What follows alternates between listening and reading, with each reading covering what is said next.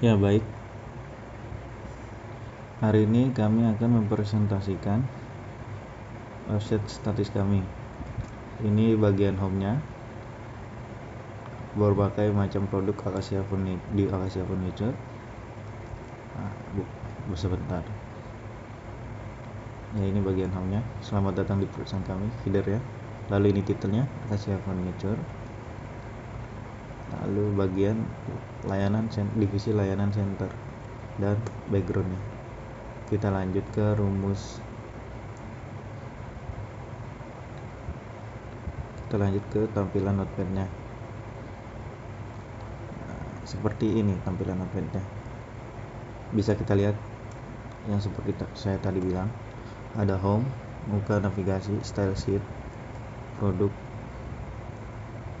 Selamat datang di perusahaan kami, headernya, divisi kelas layanan center. Lalu kita berlanjut ke bagian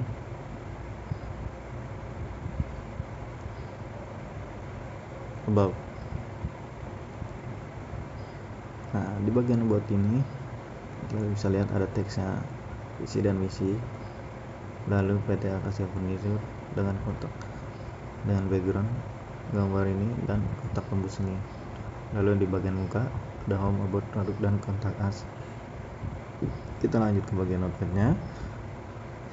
Kita lihat bagian tampilan notepad-nya. About seperti ini. Nah, seperti yang saya lihat tadi, ini tentang kami, about, produk, kontak, lalu teksnya PT Acacia Furniture dan divisi-divisi kelasnya. Lalu berlanjut ke bagian produk.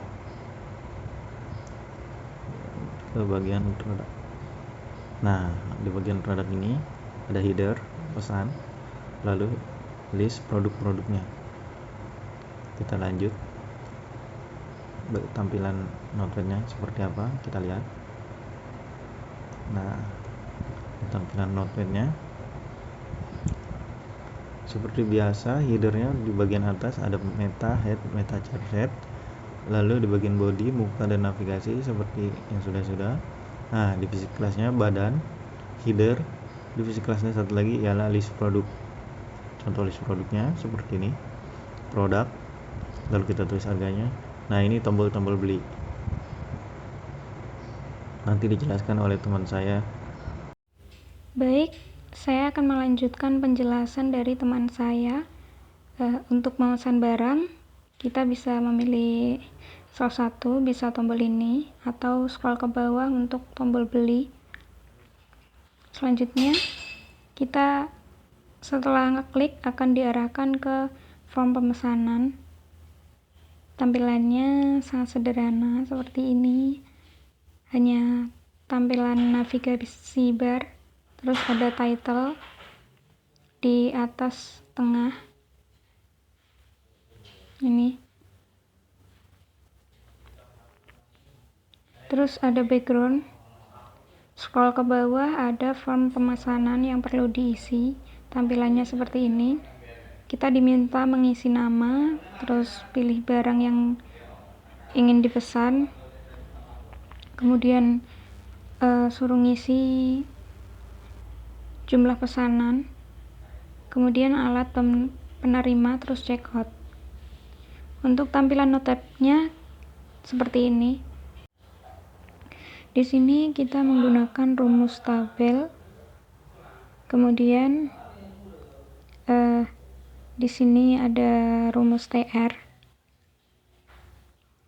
TR ini mengindikasikan isi dari tabel tersebut.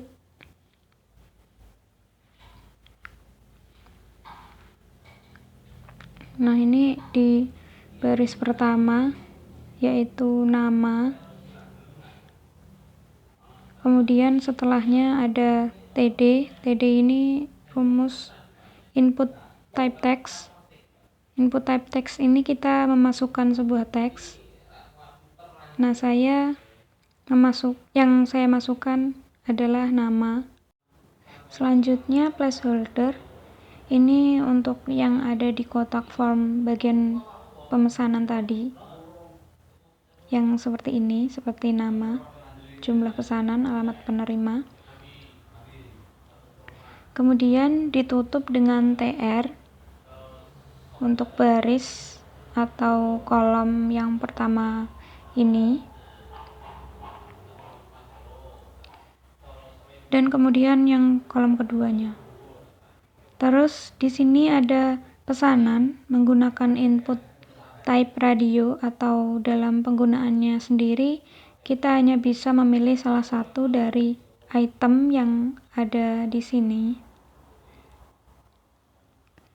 Setelah itu ada jumlah pesanan. Nah, di sini inputannya adalah number. Input type di sini yang kita masukkan hanya sebuah angka, karena jika memasukkan huruf nggak bisa, jadi hanya bisa angka. Kemudian di sini ada alamat penerima. Kita menggunakan text area. Text area ini digunakan jika kalimat yang dimasukkan ke dalam kotak yang di sini melebihi dari kapasitas seperti yang ada di kolom ini. Setelah itu ada di bagian atas ada kontak us. Kontak us ini berisikan informasi perusahaan, ada nomor telepon, alamat email, seperti ini. Terus di sini kita bisa mengirim keluhan, pertanyaan, kritik maupun saran kepada perusahaan.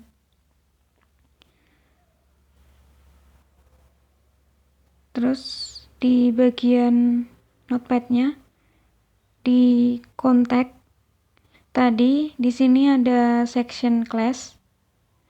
Section class ini di sini adalah row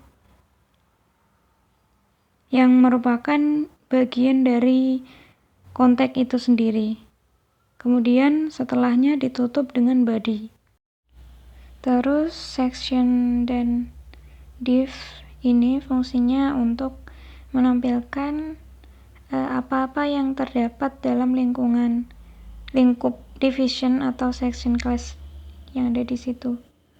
Terus di sini ada division class content. Oke, kita masuk ke CSS-nya. Nah, kita masuk ke konten terlebih dahulu.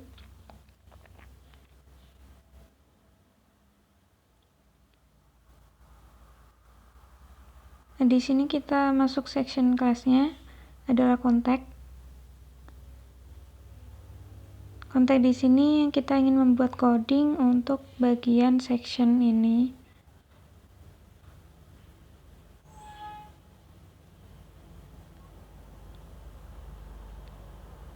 Setelah itu position ini relatif. Relatifnya dalam artian ini bisa digerakkan kemana saja. Kalau misal itu fix itu maksudnya terletak di satu sisi saja. Terus ada minimal height yang artinya adalah panjang untuk tampilan website itu sendiri. Dan di sini kita menggunakan 100 VH. Selanjutnya ada padding. Padding di sini yaitu seperti box. Kita memilihnya 50 px dan 100 px. Kemudian displaynya kita menggunakan fleksibel. Justify konten ini mengatur agar konten yang berada di lingkup kontak ini bisa di tengah. Terus align items ini kita bisa mengatur seperti tulisan dan tampilan box yang ada di sini. Ini bisa berada di posisi tengah, website. Satu flex direction-nya adalah kolom. Kolom ini untuk mengatur posisi antara Yang kolom ini informasi untuk alamat, mengatur telepon dan email ini posisi dan antara informasi untuk alamat mengirimkan email, telepon dan email keluhan ini. dan saran. Selanjutnya background image. Terus ada flash direction kalau mudah. Background image Maksudnya ini di sini kita untuk mengatur atau background yang ada di menampilkan belakang ini gambar background yang agar ada di belakang sini. terdapat background gitu. Terus habis itu Selanjutnya, background size-nya cover. background Cover ini size-nya, dalam artian cover. Dia bisa Maksudnya, mengikuti, dia dia bisa bergerak bisa mengikuti bar yang ada di bergerak samping ini. atau berpindah-pindah mengikuti Kalau bar kita yang ada menggunakan di samping. fix nanti Jadi dia naik turunnya akan ikut. diam Nah, bedanya dan kalau kita tulisan ini menggunakan akan fix, bergerak gitu. nanti dia akan diam tapi tulisannya bergerak. Terus kontak di sini. Di sini untuk mengatur konten, division konten. Nah, di sini kita masuk 800 pixel, text align-nya center. Nah, di sini dalam maksud ini tampilan lebarnya di website itu 800 pixel dan text align-nya itu center. Jadi